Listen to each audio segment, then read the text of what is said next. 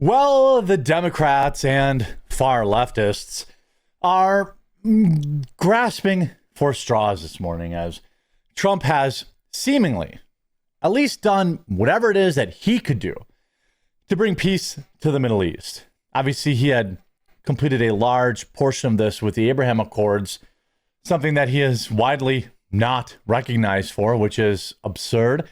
But now, with the hostages released, the left has nothing left to do but deny Trump his flowers. Yeah, you didn't think that they were going to give Trump any credit, did you? We have everybody from Barack Hussein Obama to Pocahontas Elizabeth Warren all being forced to put out tweets celebrating the release of not just, I believe, 2,000 Palestinians, as well as the Israeli hostages. They have to post something positive about this, but it is absolutely hilarious watching them do everything they can to not say Voldemort's name. It is absolutely wild. The left is completely melting down. And this is perhaps, look, I 1,000% understand people being skeptical. I mean, Hamas could fire rockets this weekend, or Israel could.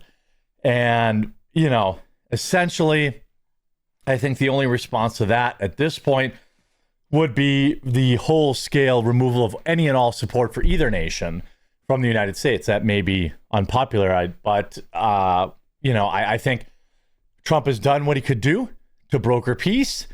His job is done. Not that it was his job to fix in the first place, but it's hilarious to watch the left absolutely melt down. Liberals have turned to mocking Donald Trump's walk in their latest wave of criticism against the president and his peace efforts in the Middle East. Trump, 79, arrived in Israel this morning to address the Israeli parliament, who, by the way, all cheered his name. Why shouldn't they? We send them billions of dollars. In the first stage of the U.S. brokered ceasefire with Hamas had got underway. Critics on loser failing website Blue Sky highlight how Trump walked very carefully, holding on to the railing as he deplaned from Air Force One at the airport. The dude is 80 years old. Would you prefer he be like Biden and just fall? Why wouldn't he? He's probably on like 2 hours sleep. Hamas had released all 20 remaining hostages on Monday as a part of the U.S. brokered ceasefire with Israel. Under the deal, Israel released 1,900 Palestinian prisoners to allow a surge and is to allow a surge of food and supplies into Gaza. Sure seems like things are headed in the right direction. To me, how long would things have to stay peaceful to consider this mission accomplished? I mean, you could say forever, but we know that's not going to be the case. 6 months, 5-6 months would be nice to put this behind us. Although Trump was met with thunderous applause in Knesset on Monday, his critics have not failed to once again mock his physical appearance. Users on Blue Sky, a platform similar to Elon Musk X, accused Trump of waddling as he exited the Air Force One. Trump was called an old man and unwell by critics. Well, he is 80 years old. I mean, what do you mean? With each step like, don't trip, don't trip, don't trip. One user wrote, even if Trump tumbled down the stairs, Mega would blame the stairs and not even care. It's a lack of athleticism, one user said. Yeah, hearing people on Blue Sky talk about athleticism is wild. Critics have routinely taken aim at Trump's health. His bruised hands, his swollen ankles has sparked wild speculation about his health and even faced a bizarre conspiracy that he had died. Now, of course, this was not allowed during the Biden administration. You were not allowed to question his health, mainly his mental acuity. Trump is working 21, 22 hours a day most days, something just about anybody could not do in their 20s, and he is doing at 80. By the way, we talked about this. Don't forget to join our members-only Discord, thequartering.com/join. You can talk to me directly and all the other viewers, propose topics for the shows, and most importantly, support our show, which I would desperately need this time of year. So hopefully you'll join there. We have some fun Halloween contests going on in there as well. That it would be great to see you join and win some prizes. Dave Smith responding, I can't celebrate the end of a I can't celebrate the end of a genocide because it maybe at some point in the future will start again. This is a point that I actually think is fair. I got a lot of love for Gerald, but I think right now, look, if it's been 6 months and people are still saying like, well, any minute now, that's one thing, but it's been like a minute. So I think that being cautious, thinking like, hey, we need to just, let the hostages get home, let things settle, get the troops pulled back, let the rebuilding in Palestine begin, in the Gaza Strip. I think that's a fine position to have right now because neither side has really proven to be big fans of the ceasefire in the long term. Netanyahu praising Trump, saying that he should have gotten the Nobel Peace Prize. But we have Elizabeth Warren getting ruthlessly ratioed. For 2 excruciating years, I have called for the return of the hostages brutally kidnapped on October 7th and held in Gaza. Today is a good day. Surviving Israeli hostages are finally home, reunited with loved ones. I mean, I would also argue that the 2,000 Palestinians getting released is also a good thing. I'm thinking of them and their families. Today must be an important step forward. Now, no mention of Trump in the replies, say my name, tipped. I noticed you didn't mention President Trump's name once in this post. Not once. Why aren't you giving credit where credit is due? President Trump got this done. Say thank you. 7,000 likes.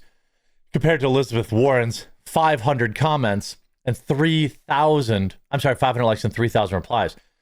Thanks. You forgot to mention Trump. I did that with Trump. You forgot President Trump. Even Obama having a total meltdown, saying like, well, I don't know. I mean, yeah, it's a good thing, but I don't know. I don't know about Trump. This is, the last living hostages all released after 738 days in Hamas hell as peace deals take hold. Now, obviously, we'll hear a lot of the truth about how these hostages were treated. I don't know how the Israeli hostages were treated. I suspect not much better. But this whole nonsense about they were getting treated well, all you have to do is look at the hostages and know they weren't. And the things that happened to them were heinous. But you have here Hamas, a former hostage revealed Hamas was scared of Trump and wanted Kamala to be elected. Yes, it seemed he got me out. He got the hostages out. This is only in my right ear, but I can't do anything about it. Before we felt like nothing is happening, and I remember ever since he came into the road, they were very scared of him. Yeah, they wanted who? Oh, there it goes. Terrorists. We're afraid of Trump. Yeah, they wanted Kamala to be chosen, to be elected. You talked politics with them? Yeah. They wanted Kamala to be elected. But as soon as is anybody shocked by that? As Donald Trump was elected, they understood that he wants to bring the hostages back home. Yeah.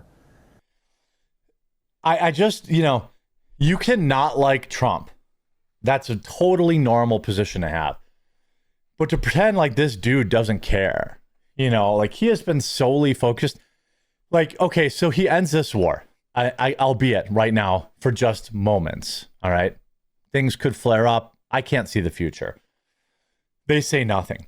What are they going to say when he ends the Russia and Ukraine conflict? Here, Andrew Cole writing, they called him a fool. They mocked him as a clown. They claimed he was a madman. They smeared him as a warmonger. They said American leadership was over. He proved them all wrong. Now he's the most consequential president in living memory, and we still have 3 more years. Could you imagine if Trump ends the Ukraine war this year still? He could literally just chill for the next 3 years, and he'll be the greatest president of my lifetime. And I don't think it would even be close. Think about that. Now, I'm not that old. I've only had 4 presidents that, I really remember in my lifetime. Clinton, I was pretty young. Then, Obama, I certainly remember. Bush Jr., I remember. Biden, obviously, I remember. So, and Donald Trump, when you include all the other wars he's ended, India, Pakistan, the Congo, Armenia. Again, Trump is Hitler. Here's the Jerusalem Post. God bless the peacemaker on the front page. I mean, I don't know what else you could see. I don't care if I'm just overtired by laughter in this entire video. Wait, where's this other one? Here was Trump at the Israeli parliament. I think it's parliament. If I understood the German journalist correctly, the Israeli parliament is celebrating Hitler here with a standing ovation.